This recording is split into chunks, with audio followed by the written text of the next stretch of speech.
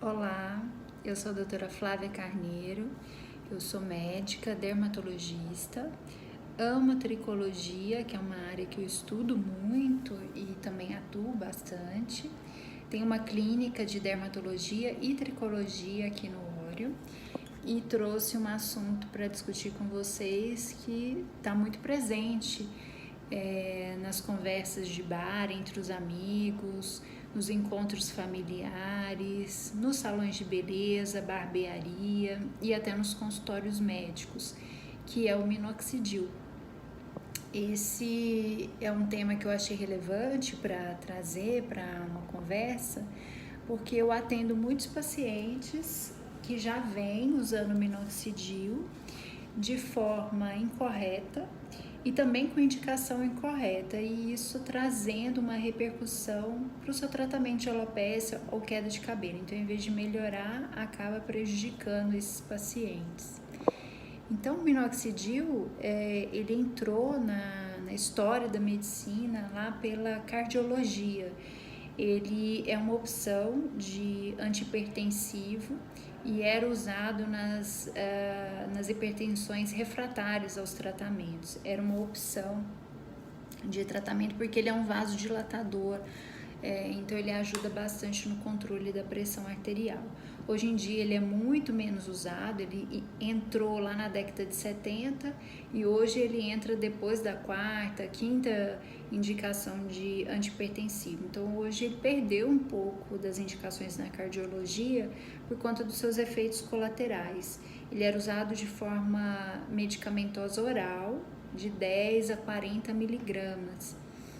E esses pacientes que faziam uso do minoxidil naquela época, na década de 70, eles começaram a ter um efeito colateral, a hipertricose, que é o aumento de pelos no corpo. E os pacientes calvos estavam repilando, ou seja, estavam melhorando a sua calvície.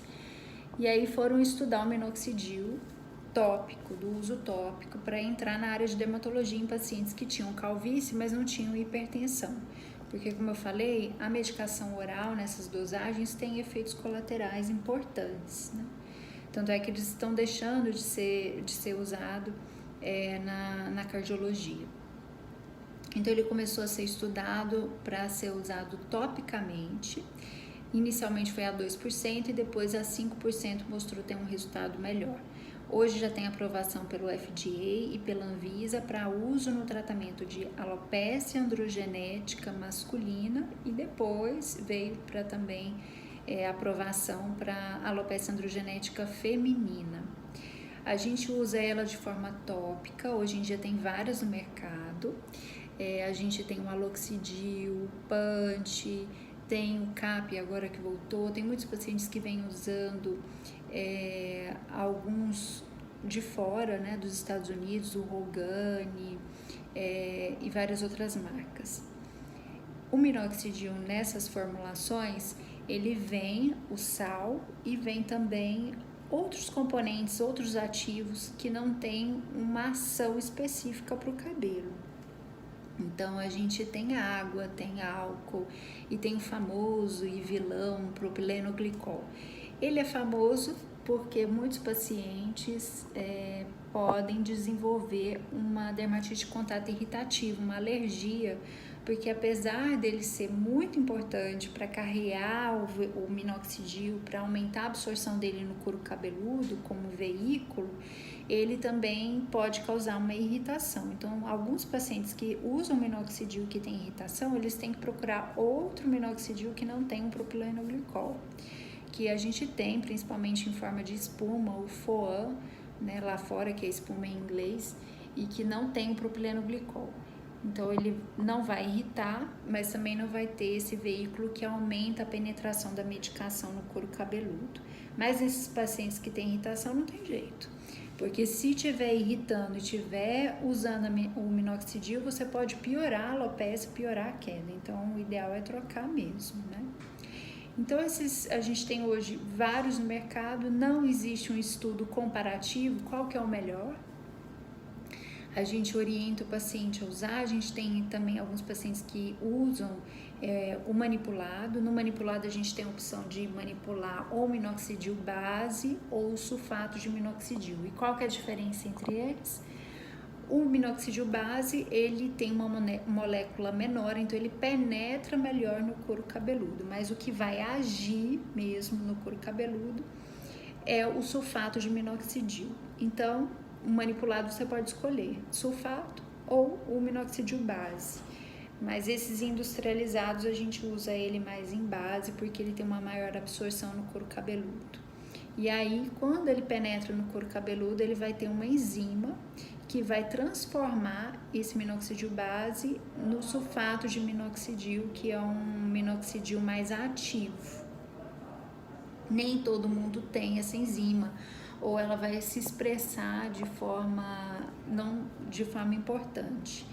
Então a gente não tem como medir, existe um exame, na verdade, que você mede, mas não é corriqueiro nas clínicas, a gente não pede a dosagem dessa enzima no couro cabeludo, a gente faz o teste terapêutico. Então a gente pede para o paciente usar e a gente faz uma reavaliação depois de mais ou menos 4 meses. Então a gente faz uma tricoscopia antes para eu avaliar bem os ósseos, a espessura dos fios, e se a gente compara depois de mais ou menos 4 meses, que é o tempo máximo de ação do minoxidil, a gente compara com outra tricoscopia para ver se o paciente respondeu ou não e se vale a pena usar.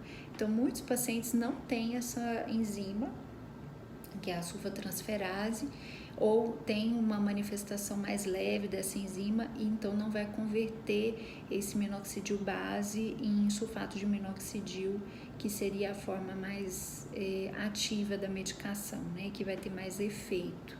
Aí nesses pacientes que não têm resposta nem vale a pena insistir. E alguns que usam, por exemplo, AS, aspirina, pode também diminuir a ação dessa enzima, né? Então muitos pacientes que usam podem ter uma resposta menor ao minoxidil, né? Então a gente hoje em dia tem essas opções e a gente vê muita gente usando, muitas pessoas que receberam indicação ou de cabeleireiro ou de colegas, de amigos. Então a gente vê gente fazendo prescrições manipuladas com outros ativos, ou até de médicos que prescrevem o minoxidil, e a gente vê que nesse caso alguns pacientes estão usando de forma errada. A gente sabe que a indicação formal do minoxidil é para alopecia androgenética, porque ele vai agir na miniaturização do fio, ou seja, ele vai aumentar a espessura desse fio, ele vai estimular a quantidade de fios novos, isso com comprovação científica e já com aprovação no FDA e no Anvisa. Mas a gente extrapola um pouquinho o uso do minoxidil na dermatologia. A gente usa para outros casos de queda, né? Uma alopecia areata que já foi tratada, que a gente precisa dar um empurrãozinho para fazer um estímulo de crescimento de fio. Mas não adianta para qualquer tipo de alopecia areata. Então, a alopecia areata que não foi tratada, que não usou um anti-inflamatório, não adianta usar o minoxidil. E eu vejo muito paciente com alopecia areata usando, né? Com esse intuito, como monoterapia, e tá errado. A gente vê muitos pacientes usando para outras doenças que a gente vê um pouco de miniaturização, inclusive alopécias cicatriciais, como alopecia frontal fibrosante, líquen plano pilar, e que a gente usa com esse intuito mesmo. Agora, muitos pacientes vêm usando, por exemplo, no caso de eflúvio, o médico ou o colega que o paciente acaba não tendo o diagnóstico correto, no desespero, vai nessas indicações e começa a usar o minoxidil com qualquer tipo de queda de cabelo.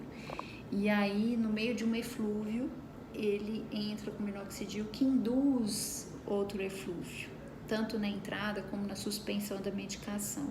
Então, eu acabo piorando essa queda de cabelo. Mas tem descrição na literatura de tratamento de eflúvio com o minoxidil.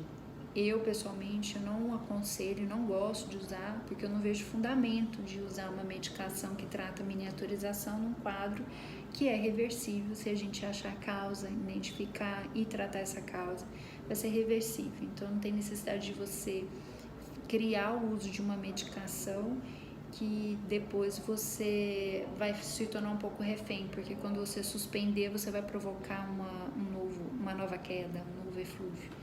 E esse é outro ponto, né? O minoxidil, ele induz quedas de cabelo em algumas ocasiões, quando você entra, que você tem uma liberação imediata de anágeno, que são os fios em crescimento, de telógeno, né, que são os fios que estão mortos. Então, no primeiro mês de uso, você tem um pouquinho de queda do cabelo. Muitos pacientes não sabiam disso, não foram orientados e entram em desespero e desacreditam da medicação. Então, não, pode acontecer, isso acontece. Eu explico assim para os pacientes: o cabelo que tá para nascer, ele vai vir e vai empurrar o velho, então o velho cai. Então, no primeiro mês você vai ver essa queda importante. E pode induzir uma queda de cabelo na suspensão. Então, muitos pacientes não são orientados disso e fazem o uso irregular da medicação. Isso não é interessante. A gente vai ter vários episódios de queda e vai ser muito mais difícil de ter um resultado, né? Outros erros que eu vejo é na posologia, quantas vezes usar, porcentagem, né? Porque alguns são manipulados. Já vi paciente usar 8% e tem na literatura isso, né? Uma porcentagem maior do que 5% do que a gente está acostumado. Mas são casos que a gente não vê resposta com 5%. A gente quer insistir no uso do minoxidil e a gente aumenta um pouquinho a porcentagem para 8%.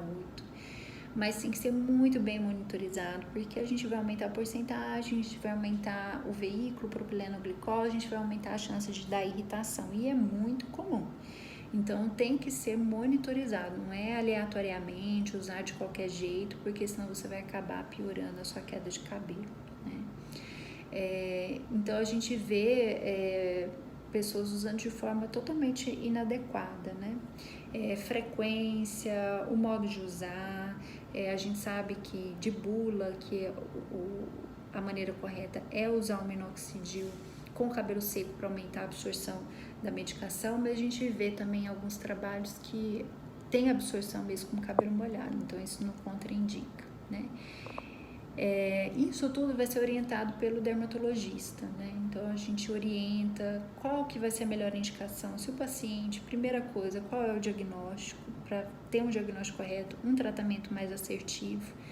Se vai entrar naquele diagnóstico, como que o paciente vai usar, quais são os cuidados que o paciente pode ter em usar o minoxidil, para não ter essas complicações ou essas pioras, né, no tratamento de queda de cabelo.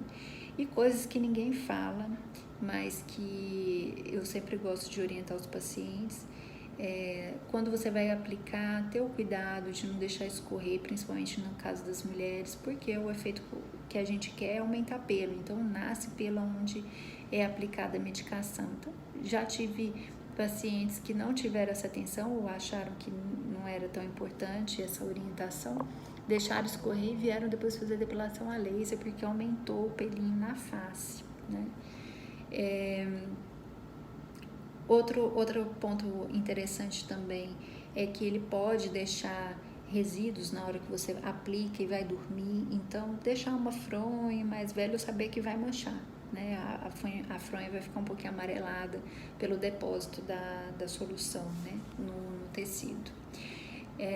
Eu acho interessantíssimo usar o minoxidil, uma medicação que a gente vê que é eficaz, isso cientificamente comprovada, mas tem que ser nos casos que tem indicação, tem que ser bem orientado em como usar e fazer uma monitorização e um acompanhamento, que não é todo mundo que responde com minoxidil. Algumas pessoas não vão se beneficiar com o uso da medicação, então vale a pena ver se o paciente tem resposta ou não, porque é uma medicação que você vai ficar aplicando, vai mudar a cosmética do cabelo, às vezes não é muito agradável, tem paciente que não se importa, mas alguns se esforçam mesmo para usar o minoxidil, né?